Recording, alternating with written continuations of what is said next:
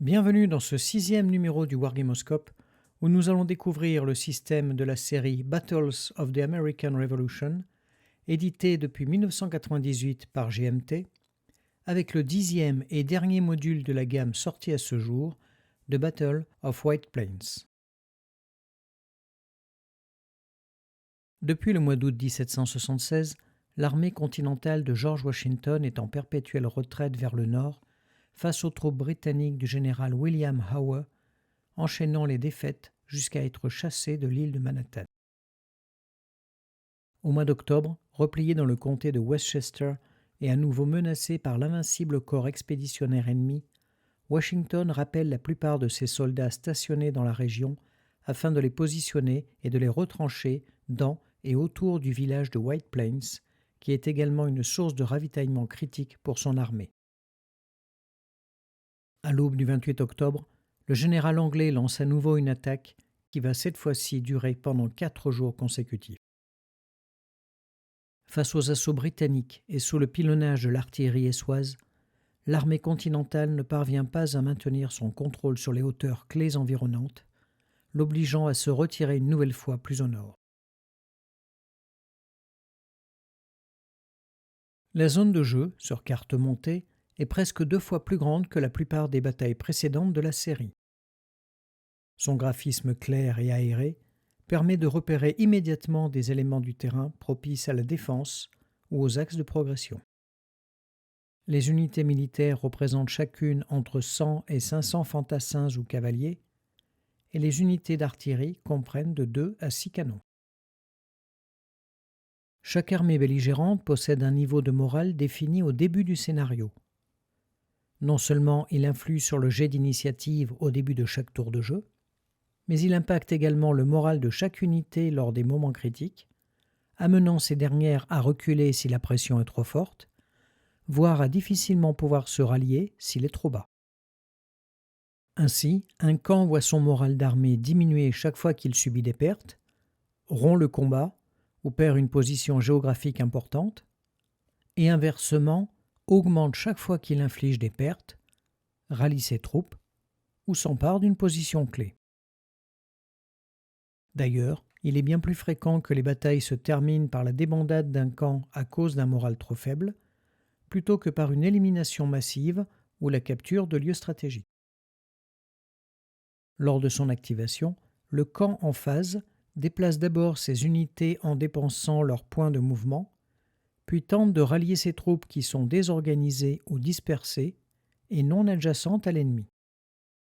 Le joueur effectue pour chacune d'elles un test de morale, qui prend en compte son moral de base modifié par celui de son armée à cet instant, éventuellement modifié par sa position retranchée ou la présence d'un leader.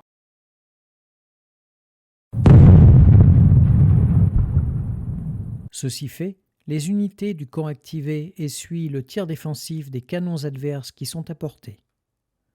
À noter que seule une unité par hexagone ne peut être ciblée. Ensuite, les unités des deux camps équipées partiellement ou complètement de fusils font feu sur des cibles adjacentes. Là aussi, seule une unité par pile est ciblée et les tirs sont simultanés de part et d'autre. Comme on le voit, l'artillerie n'est utilisée qu'en défense, ce qui doit être pris en considération par le joueur attaquant, et les véritables tirs d'infanterie à distance ne sont assurés que par les unités de fusiliers, qui sont une minorité à cette époque. Enfin, le camp actif est obligé de résoudre au corps à corps toutes les situations où au moins 2 unités ennemies sont adjacentes. Pour cela, on calcule un ratio entre la somme des puissances des unités attaquantes et celle des unités attaquées, modifié par le moral net d'une unité de tête de chaque camp qui est intacte, et divers modificateurs tels que la présence d'un leader, le terrain défensif ou encore la qualité des troupes en présence, notamment la milice américaine qui est très faible et souvent assez nombreuse dans les rangs rebelles.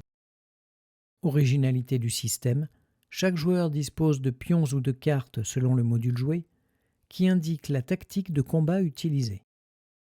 Selon la présence ou non d'un leader et celle ou non d'un hexagone de manœuvre libre adjacent aux unités, les joueurs choisissent secrètement une tactique disponible et les révèlent simultanément.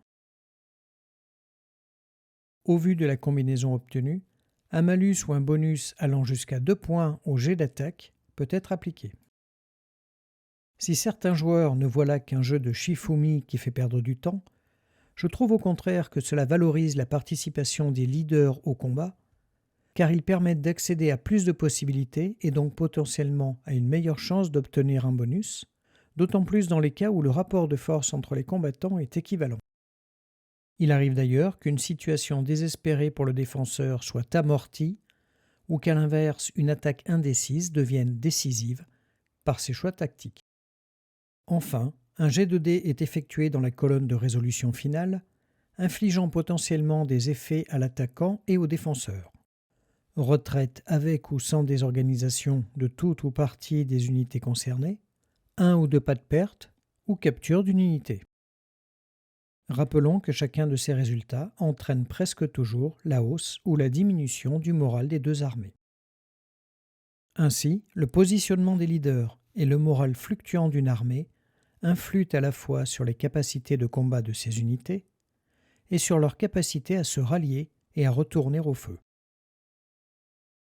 Enfin, un résultat particulièrement éclatant ou désastreux lors d'un combat octroie au camp vainqueur un pion de momentum qui représente un élan victorieux suite à l'affrontement.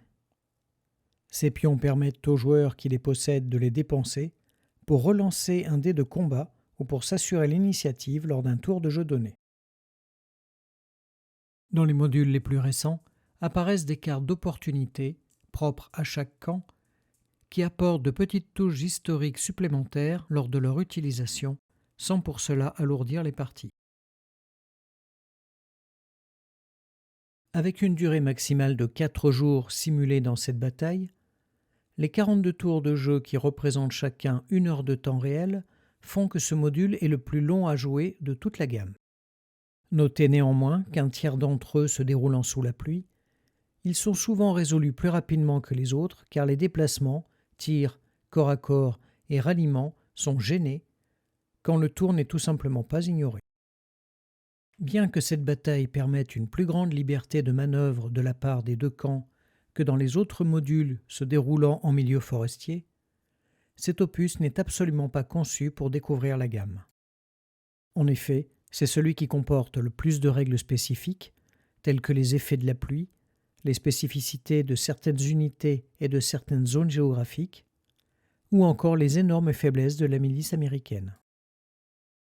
Surtout, il représente un véritable challenge pour le joueur américain qui devra maîtriser l'art du recul défensif face à des troupes puissantes et en surnombre, et il sera bien plus fréquent qu'il perde la bataille à cause de l'effondrement rapide de son moral d'armée que par la perte d'objectifs géographiques. Même si cette simulation respecte l'histoire, et si vous vous lancez dans la bataille complète, je suggère fortement de ne pas diminuer le moral d'armée rebelle lors des combats entre les Britanniques et la force de ralentissement placée en avant par Washington, sous peine de voir l'Américain perdre systématiquement dans les premiers tours. Néanmoins, les 2 scénarios courts qui se concentrent sur des points particuliers de cette bataille également proposés dans ce module sont plus équilibrés et offrent de fait plus de plaisir de jeu aux deux camps. Je compris. C'est pas possible. Mais oui.